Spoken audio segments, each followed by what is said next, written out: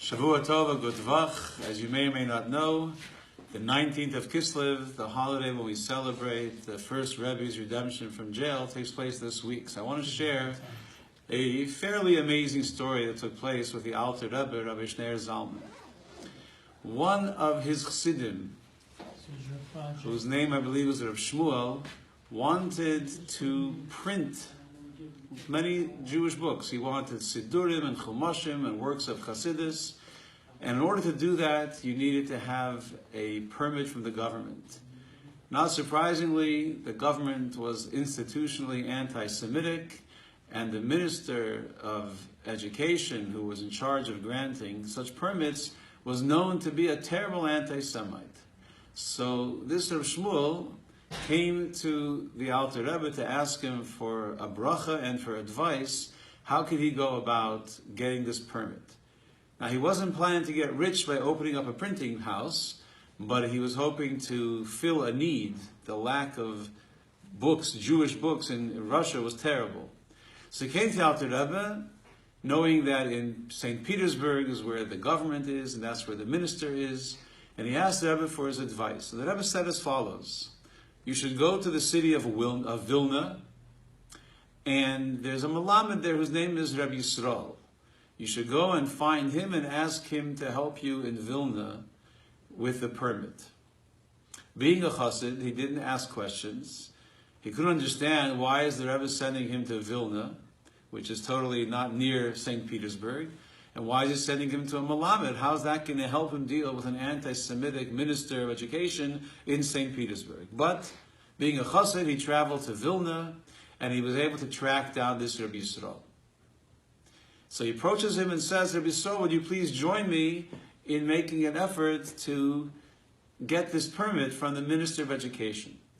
So Rabbi Yisrael looked at him like he fell off the moon. He said, how can I help you? For the last 20 years, I've been teaching small children Torah, and I don't speak Russian, and I don't know any ministers of education. Do you expect me to pack up and go to St. Petersburg? How could I be of help? So the chassid said to him, you're a chassid, I'm a chassid, we believe in the Rebbe's words are true. You have to help me. So Rabbi Yisrael the Melamed, the teacher, said, but how can I abandon my students? So he says, listen, I'll hire someone to take over your duties, but you have to come help me. So he agreed. They found a substitute teacher, and they went to another chassid, Reb Meir Rafals in Vilna, who was a chassid of the Rebbe and was a very influential person. And since the Rebbe said that in Vilna he sees success, there's no need to travel anywhere. But how and when and where is this going to happen? So after a few days in Reb Meir's house, Reb Meir said, probably nothing will happen by staying in the house. Let's go out to the streets, let's go around, let's increase our chances of running into people. So they went to one of the city's public parks and they sat down together, the three of them, Rabbi Yisrael, the chassid who wanted to print, and Reb Meir Rafals, and they began talking about some of the Rebbe's teachings. Reb Meir, who was a very wealthy, influential person in the city of Vilna, noticed some very dignified person was walking past their bench and stopped to stare at one of them, the teacher, Rabbi Yisrael, and then he walked back and forth, and he sat down on a nearby bench and couldn't take his eyes off of Rabbi Yisrael, the teacher, the tutor. And Reb Meir, having a certain presence about himself, he walked over to this distinguished-looking person and said, how can I help you? And the guy said, you can't really help me, but that guy sitting over there, I would like to meet him. I think I recognize him. Would you please ask him to come tomorrow to my hotel at 10 o'clock? I'd like to meet him face to face. And he gave Reb Meir like a business card, and he wrote down the name of the hotel and the room number.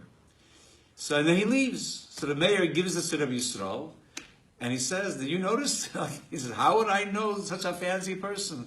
I never saw in my life. I don't know who he is. And now, bottom line is, next day, 10 o'clock, Rabbi Yisrael walks into the hotel, and he meets this guy.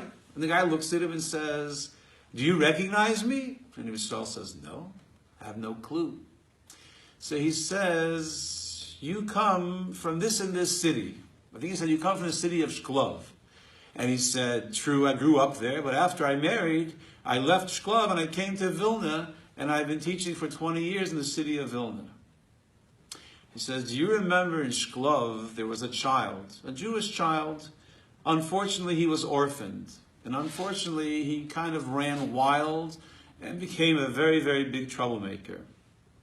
And in an effort to train him, to teach him, to punish him, to get him to turn around, they gave him a punishment in the community. And they put him in this cage right outside the main synagogue in the city of Shklov. It was reserved for really, really bad, disrespectful type of misbehaving people. They had a cage, and they would lock you up in front of the synagogue, maybe put a little note why you were there, what kind of stupid, crazy things you did, and you would sit there all day, and people would walk by and laugh at you, throw things at you, maybe spit at you. And I was such a boy, and I was such a misbehaving child, and they put me into the cage, and it was terribly, terribly embarrassing. If I could have, I would have died of shame. This fancy man is telling the story. And people came by, they insulted me and laughed at me and all kinds of things. But one person had a soft heart and felt bad and felt my shame and felt my embarrassment. And when no one was looking, he released that child. And that child ran away and disappeared. And he had a hatred for the Jewish people ever since that incident. And he ran away, and eventually he left the Jewish faith, and he got an education, and he became the minister of education. Do you remember that child? And Rabbi Yisrael says, I remember that day when I saw that child sitting in the cage crying, so embarrassed.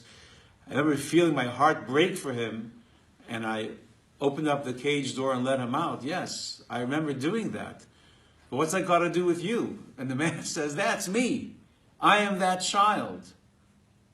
And I've always wanted to pay you back in some way to reward you for freeing me and letting me out of that shameful situation.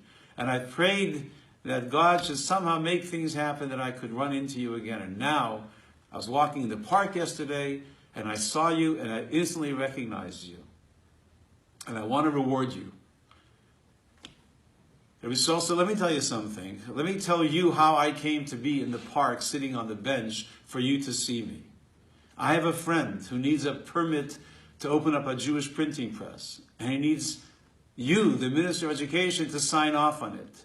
And he went to our Rebbe, who lives in Liadi, Rabbi Shner Zalman, who told him, come to Vilna, come to me, Rabbi Yisrael, and with my help, somehow, he is going to get the permit that he needs.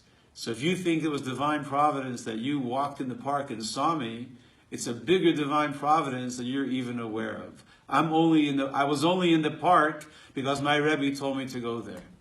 And all of a sudden the Minister of Education becomes very serious, and he says, you know, your Rebbe has done another miracle, because the hatred that I felt in my heart towards the Jews for locking me up has just disappeared from me now.